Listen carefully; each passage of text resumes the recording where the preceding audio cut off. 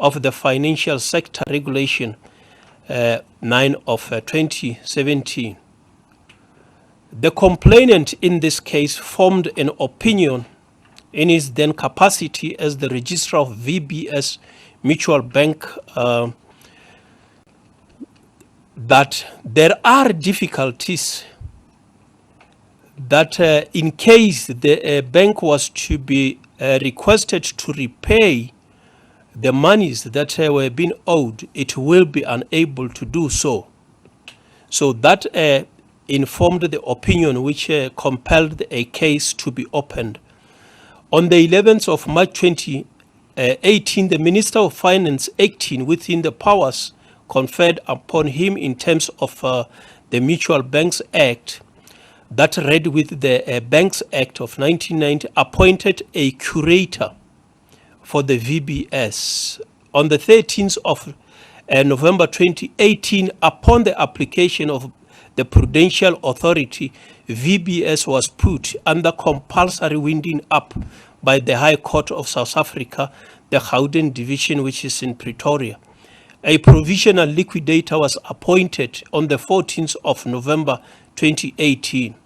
The investigation revealed that as on the 11th of March 2018, there was a general deficiency in the monies received by the VBS, which amount to 2,296,599,008 rand. The scam was hatched on the 4th of July 2017 when the Board of Directors for VBS approved financial statement for the year ending on the 31st of March 2017, making VBS look richer while it was in fact insolvent. The financial statements were shockingly inflated. The allegations are that the chairman and the executive officer, CEO, signed the director's responsibility statement to the annual financial statement that was prepared by the chief financial officer of VBS. The investigation has revealed that the 8 men who are the suspects either unduly, directly or indirectly benefited at least 122,287,863, which was not due. Our investigation revealed that 20 municipalities deposited an amount of 3.7 billion, of which 2.2 billion was paid back, leaving an amount of 1.5 billion of in VBS. The suspects are expected to appear in Palm Ridge Regional Court on Thursday, tomorrow, the 18th of June 2020. The investigation of this magnitude are complicated and labor intensive. The DPCI received this investigation during August 2018 as indicated and immediately started putting together an investigation team consisting of 15 investigating officers, some of which were seconded from the greater service, the detective service. Let me conclude by thanking the efforts by the investigation team of serious corruption investigation within the Directorate for Priority Crime Investigation, DPCI, the National Prosecuting Authority, and the South African Reserve Bank, as well as the Financial Intelligence Center that have played a role. We would also like to thank the liquidator who played a key role in ensuring that there is cooperation with this investigation. The team work that was put in place here is a recipe for success. We would like to thank you for having attended this session. Thank you very much for the attendance. Thank you.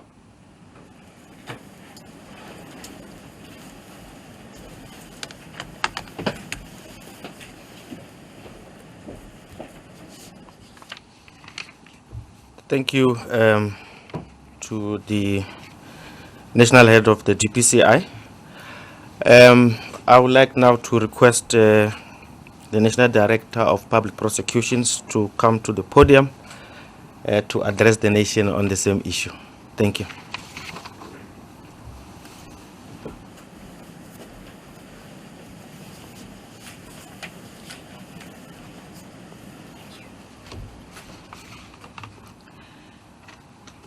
Thank you very much, Brigadier. Good afternoon to firstly General Lebeya, Advocate de Kock, members of the media, and the people of South Africa.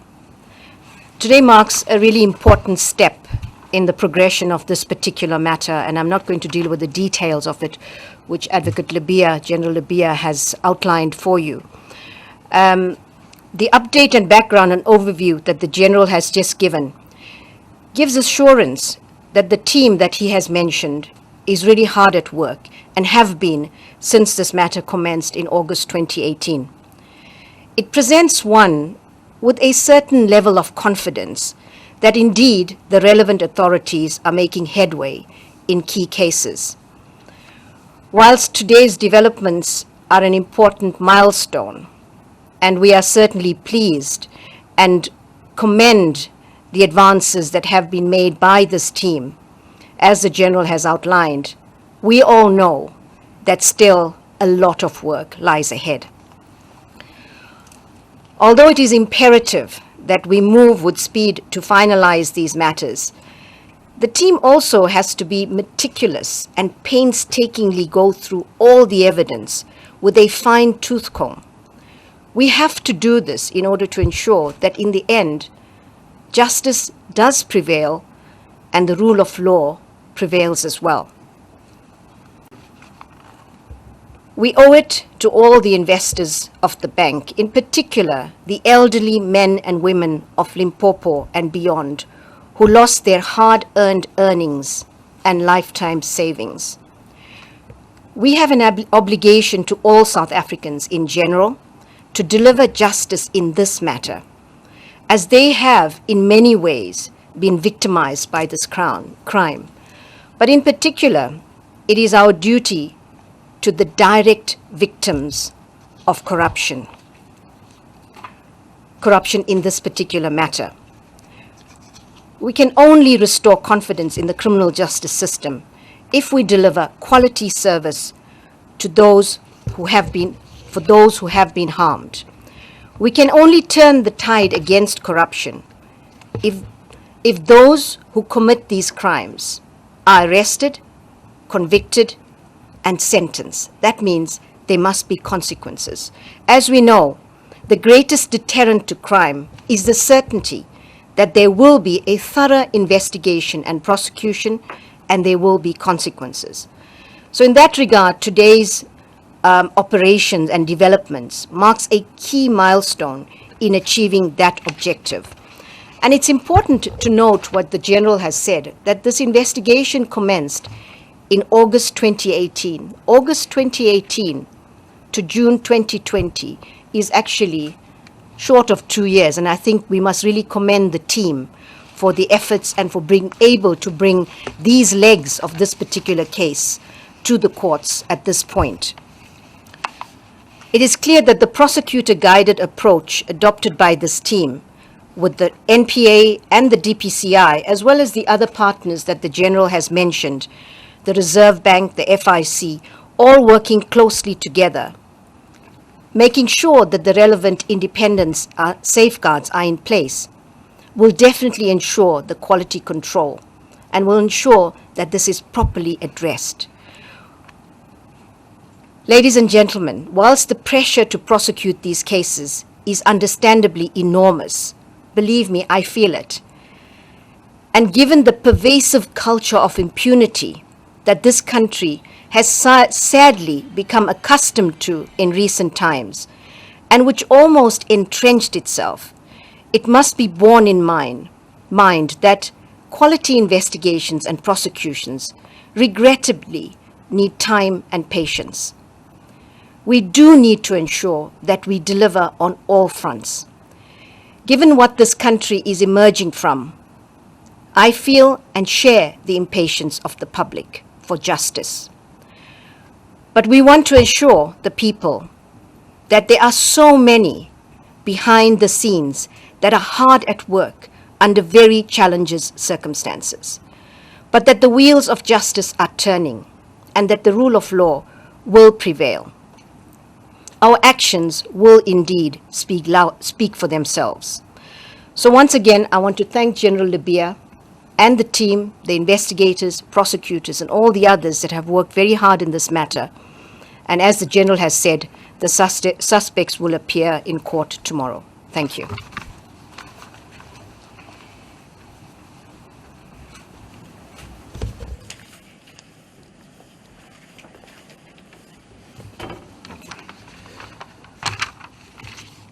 Thank you to the National Director of Public Prosecutions.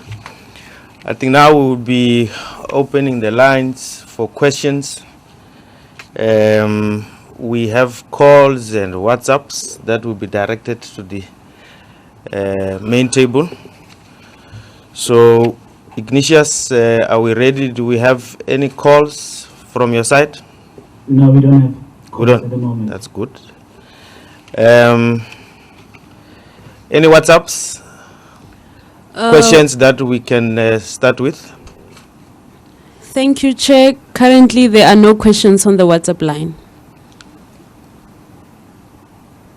I think if we don't have any questions, I'm sure everybody is happy with the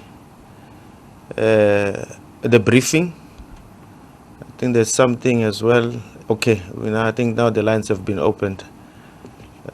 I'm seeing some movement at the top.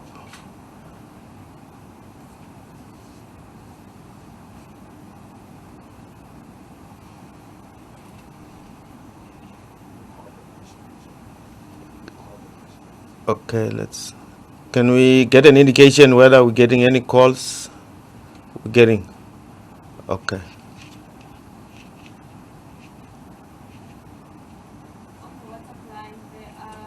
Journalists type in now.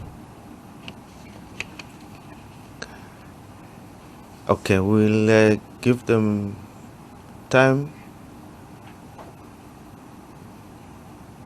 to raise their questions. Okay, I think the telephone line, people are not coming through.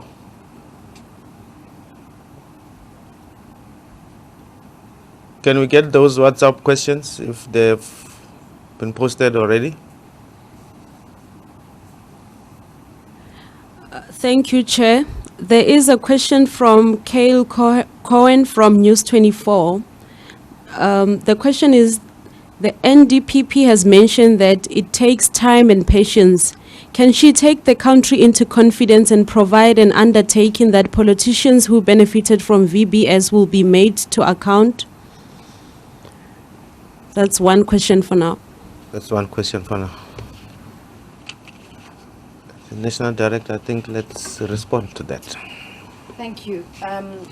Is this microphone working? Is it, yeah. Thank you very much for that question. What I can say is that the country may rest assured that we will certainly prosecute wherever the evidence takes us. And I'm not going to outline any particular category of persons, but if there's evidence of criminality and we are satisfied that the relevant threshold for probabilities of a successful prosecution have been met, we will prosecute no matter where that takes us. Thank you. Any other question? Thank you, Chair. The second question is from Danita Hunter from News 24. She's asking, her question is directed to the NDPP. Do you expect this prosecution to be protracted, or is there a will to conclude it speedily? And the second question is from Nazir from Glow TV. Will bail be opposed tomorrow at the court hearing? And the follow-up question from Kanita to the General Lebeya. Did officers conducting the operation face any resistance from this morning? Those are the 3 questions for now, Chair.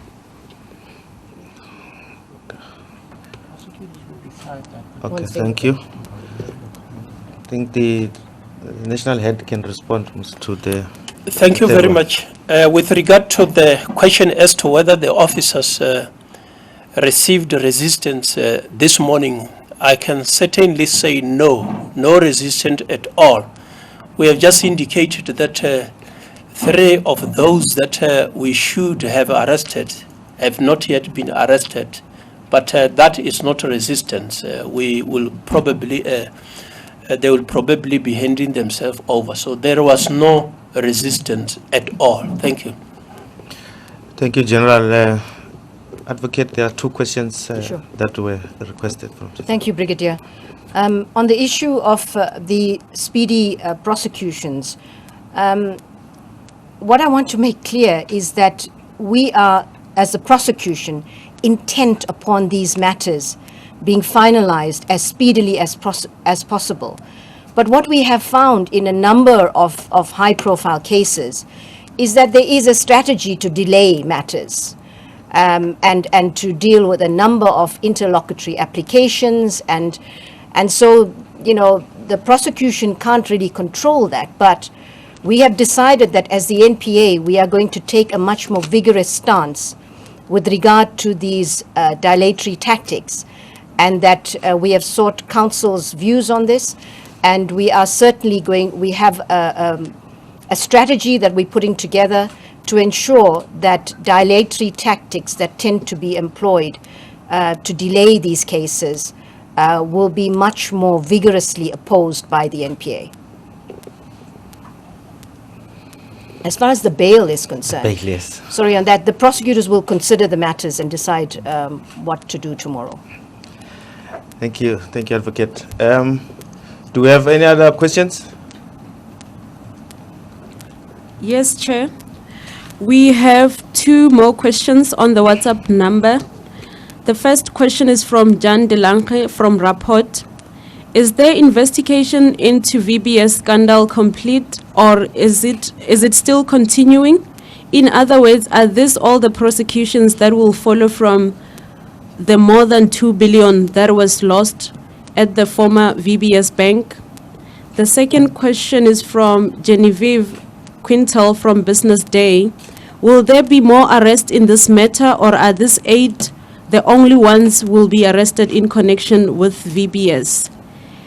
The next question is a follow-up from Kale from News 24. How will the person who is in quarantine be handled? And another follow-up question from Nazir. Are you planning to attach any property of this arrested? That's it for now, Chair.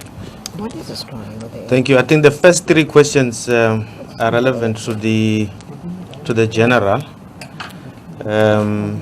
The last one, I think the national director will have to respond to that one on the attaching of assets. I think that would be directed to the national head.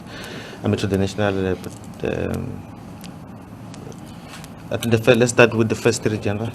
Thank you. The first 3 questions, the first one been from Rapport, whether there will still be investigation on VBS, or this is the last that we are seeing.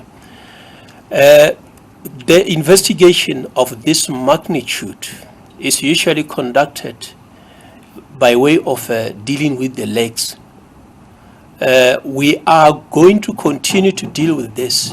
You shall also recall that there are municipalities that shall have invested. We haven't talked about it, and we are not going to talk about it. But in general, we can just say that the investigation is continuing. And then whoever benefited, whatever crime has been committed, we will leave no stone unturned. In this investigation alone, more than 1,000 statements were obtained. Some of them already point that there is a direction that we need to look at. whether there will be more arrests in VBS. As I've indicated, this is the first leg that we are dealing with. The investigation will guide us. The investigation is not concluded. So the probability is that whatever evidence direct us, we will be following that one. So look at this space. The last one was how we will be handling the suspect who is affected by way of COVID. There are procedures of dealing with those, so we respect those arrangements that whoever is affected by COVID need to be handled in a particular way. You will appreciate that we can't be irresponsibly fetching a person today and taking to court when there are processes that we need to follow with regard to COVID. We have got a warrant of arrest.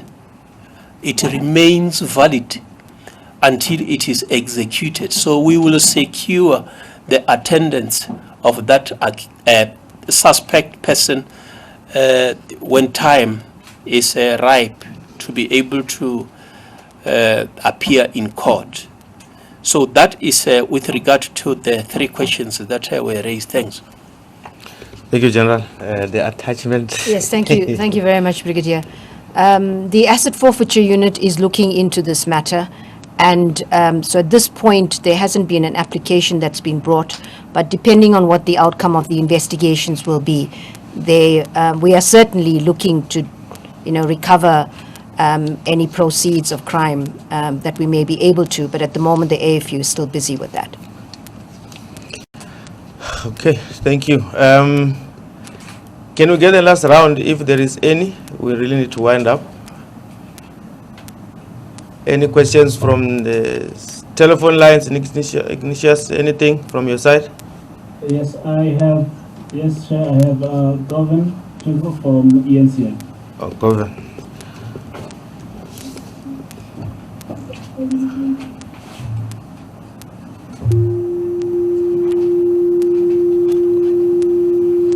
I think it's gone. Is decided to leave. All right. Anything from WhatsApp? I think this will be the last round of questions that will be taken. Thank you, Chair. We have 4 more questions on the WhatsApp. The first one is from Lizeka from News 24. NDPP, can you be frank and take South Africa to your confidence? Are you investigating any political figures in the VBS scandal? The second question is from Zwandile Mbeje from SABC. He's asking, will the arrest also extend to some of the officials within the municipalities that are being fingered in this saga? The third question is from Mpoma Toho from SABC. Mpo is asking, how many people do you expect to arrest who are implicated on the scandal? And Tidima Dia from News 24 is asking the General Lebeya. She's saying, General Lebeya, a lot of work has been done in the media on VBS. Are you relying or using that information in the investigations? The next one is from Paul van Wyk from Daily Maverick. He's saying Floyd Shibambu of the EFF said he communicated with General Lebeya over VBS. Can the General speak to this, please? That's it for now, Chair. I'll take the first one, and perhaps I think the rest are all for you, General. Thank you.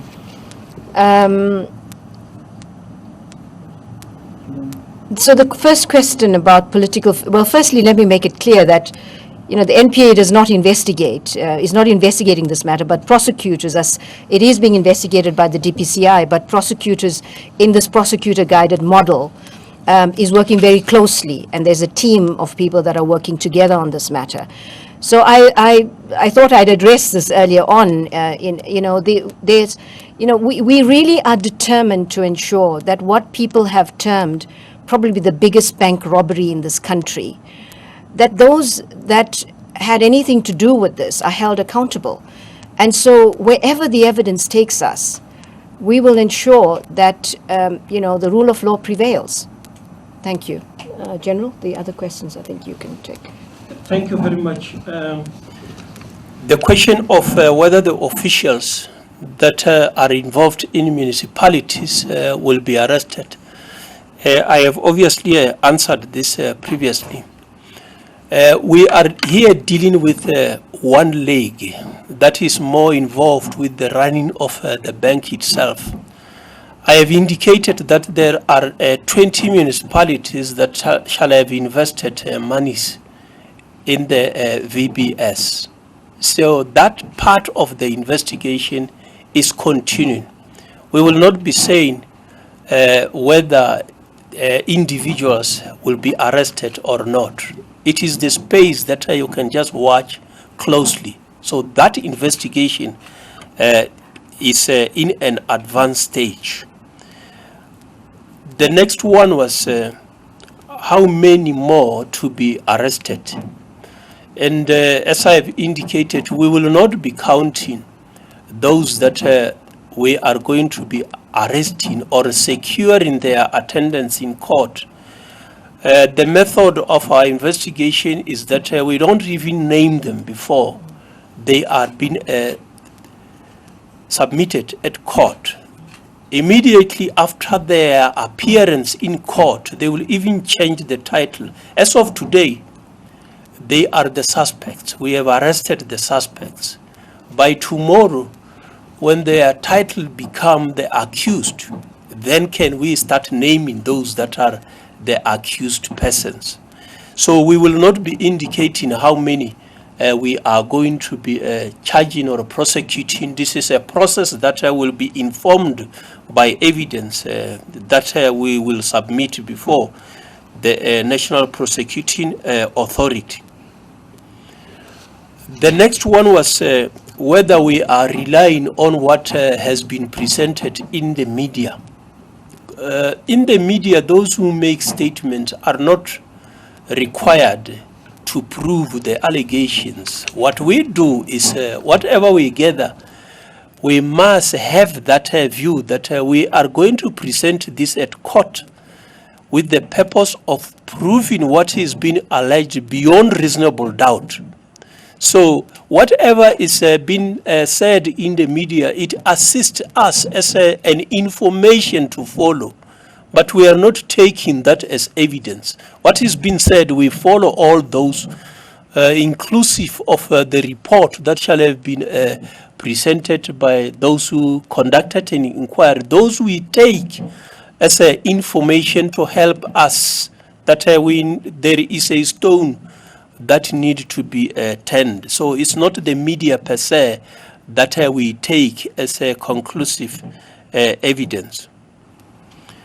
The question of having communicated with Mr. Shivambo, I wouldn't like, obviously, to be dealing with the communication by individuals that, as a police officer, on a daily basis, I receive calls from different people who are inquiring about aspects, be it investigation, whether we are conducting or otherwise. So, but any communication with the head of the investigation will never misdirect the investigation. So I can only say that from time to time, individuals will communicate with us, but the content of that communication we will not divulge unless the individuals themselves want to go public and say, this is what I have been communicating with the head of the investigation. Thank you. Chair, I have one question. Yeah, from the telephone line. Yes, I have Shamila myself on the line from the SABC. Welcome, madam.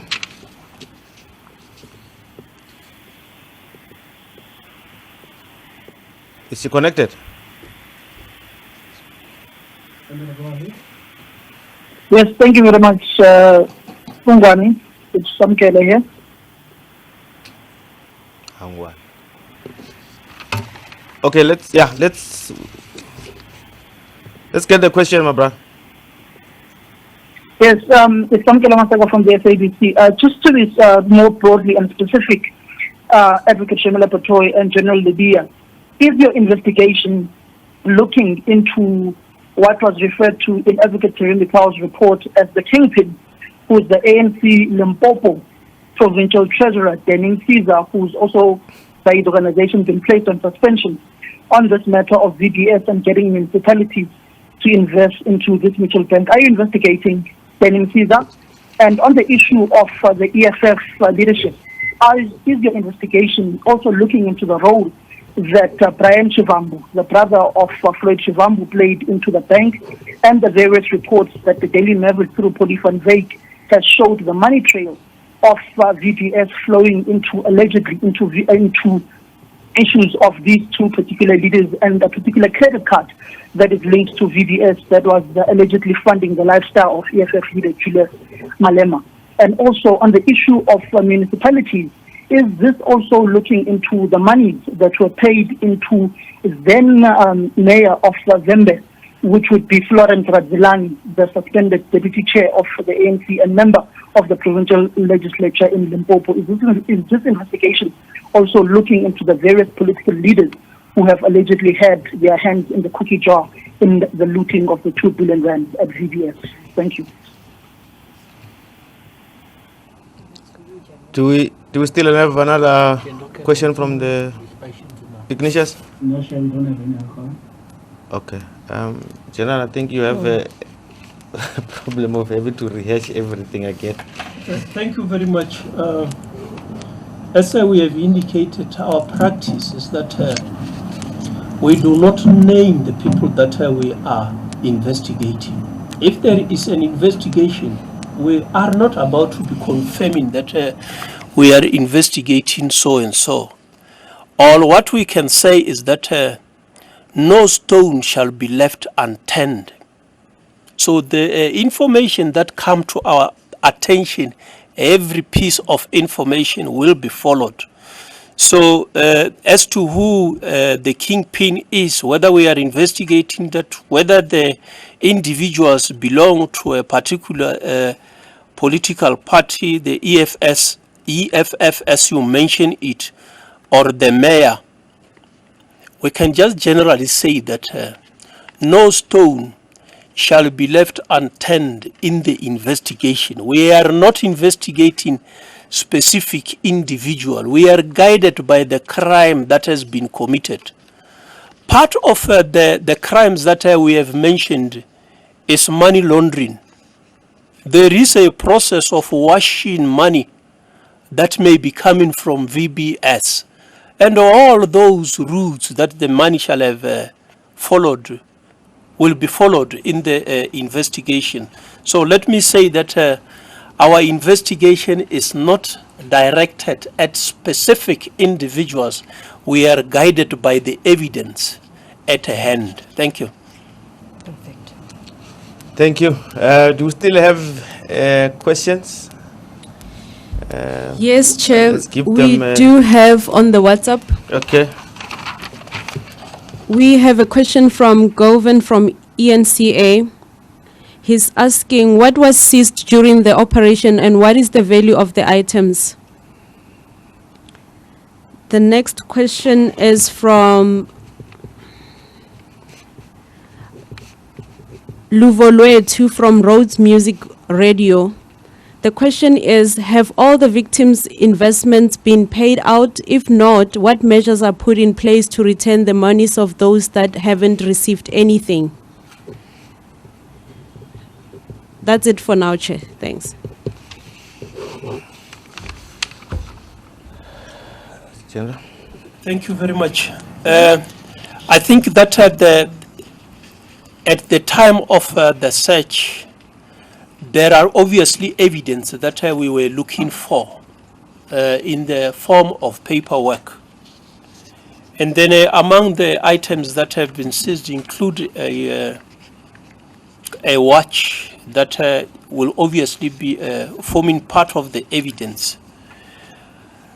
We will obviously not at this stage be revealing all item by item that shall have been seized. Is a matter that will be dealt with at court. With regard to the issue of the investment that the South African Reserve Bank is dealing with that one. The matter, as you know, VBS is undergoing the liquidation process. So in the liquidation process, there is a mechanism of dealing with all those investors, those who are owing and the like. So at this stage, it is not the part of the investigation. As we have indicated, we are working closely with the liquidators. We know what they are busy doing, but that will be the responsibility of the liquidator to deal with that. You shall have read on the media that some of those who have invested certain amount under certain figure have already been paid, but those who shall have invested more than that particular amount is the one that the liquidation process will deal with that one. So that is the current situation with regard to the items that have been seized and the people that have invested. Thank you. Thank you, General. I think we have come to the end of the press conference, the press briefing. Let me take this opportunity to thank the colleagues from the media, everyone. And we also thank the main table, general advocates, for availing yourself.